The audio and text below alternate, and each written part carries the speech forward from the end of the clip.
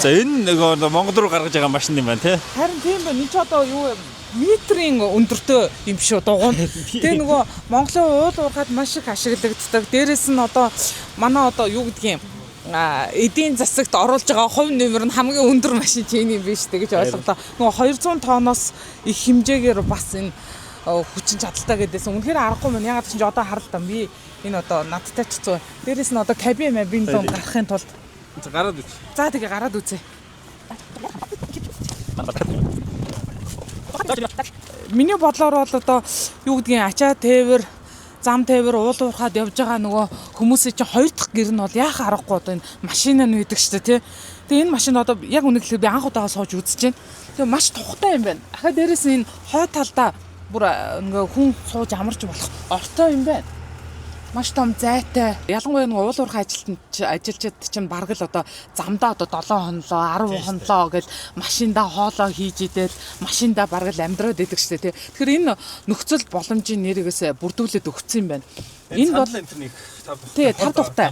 Ахаа дээрээс нь энэ нөгөө одоо энэ голынхын энэ зай байна штэ. Энэ дээр бол нөгөө хоол, унд бүх юмаа хийх боломжтойгоор бүх юмнуудыг зохицуулаад өгсөн юм байна. Тийм болохоор ер нь бол эндээ нөгөө хөргөн хоол моол өөрснийхээ хэрэгцээний юмнуудаа хийгээд ээж болох юм байна. Харах үнцэг гэдэг чинь айгүй чухал байдаг шүү дээ. Энэ том машинд тийм ээ. Нөгөө сохор үнцэг ихтэй байгаад байдаг шүү дээ. Тэгэхээр гэрлөө одоо жишээлбэл тэр толиуд нь хүртэл яг нөгөө сохор үнцэг буюу одоо хүмүүс яг харахгүй байх үнцгүүд эднэрийг нь бас айгүй сайн тооцоолж өгөөд айгүй олон тойл тавьсан юм байна.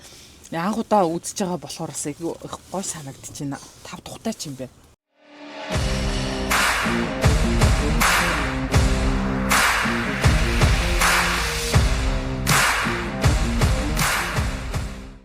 За нэг ус төрөгчөөр одоо ажилдаг машиных нь хажууд ирчих гэдэг тийм ээ. Энэ бас их сонирхолтой санагдаж байна. Харин энэ одоо энэ компани бас нэг онцлог брэнд бүтээгдэхүүн гэж хэлж болох юм байна. Тэр энэ ус төрөгч гэдэг маань бол ер нь бол дэлхийн энергийн хамгийн их энерги үүсгдэг хий гэж сүүлийн жилүүдэд одоо ингээд тооцоолоод байгаа байхгүй юу. Тэгэхээр энэ ус төрөгч гэдэг маань одоо яад ажиллаад байгаа юм бэ? Яаж ус төрөгчөөр ажиллаад байгаа юм бэ гэдээ бас сая сэтгүүлчид маань гайхаад байгаа. Тэгэхээр энэ хүү олон боллоонуудыг ингээд цэнгэлдэг юм байна ус төрөгчөөр. Тэгээ цэнгэлснийхэн дараагаар энэ цахилгааны их үүсвэр болсон энэ цахилгааны их үүсвэр ийшээ ингээд шахаад энэ боллоонууд нь ийшээ шахагдана гэсэн. Ус төрөгчөөр цахилгаан гаргаад тэгээд цахилгаанаар явдаг юм байна тийм ээ ерөөхдөө. Ус төрөгчөөр цахилгаан гаргана гэсэн үг байхгүй юу. Тэгэхээр энэ ус төрөгчөөр гаргаж байгаа цахилгаанаараа энэ машин маань өөрөө ажиллаад явж байгаа гэсэн үг. Тэгэхээр энэ ямар учиртай юм бэ гэхээр ерөөсөө л ус төрөгчийн хийгээр ажилдаг дэлхийн одоо жишгт нийцсэн байгальд ээлтэй эко бүтээгдэхүүн л гэж ойлгогдож болох юм байна. Тэгээ бас нэг онцлог би бүр гайхаад байлаа л да. Тэгээд одоо ус төрөгчөөр ажиллаа, тэгээд цахилгаанаар ажиллаа. Тэгээд бас энэ цахилгаан зүйлүүдийг ер нь бол бид нар бодохдоо бол нөгөө юу гэдгийг хүнд машин механизм дээр ч юм ажиллахад нөгөө айгүй одоо хүч чадал багтаа байх гэж бодоодсон байхгүй юу. Тэгсэн чинь энэ машин чинь болохоор онцлог нь 49 тонныг одоо ачих тийм хүчин чадалтай юм байна. Тий.